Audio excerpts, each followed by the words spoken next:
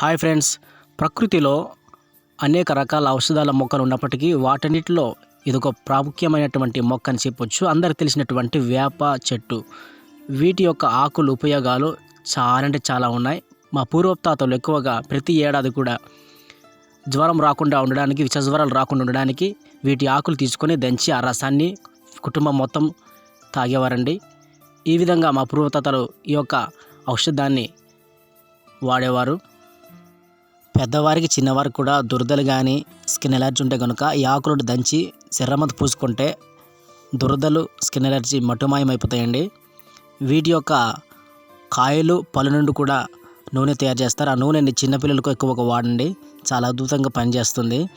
దురదలు అసలు ఉండవండి, చాలా అద్భుతంగా పనిచేస్తుంది ఈ చిట్కా.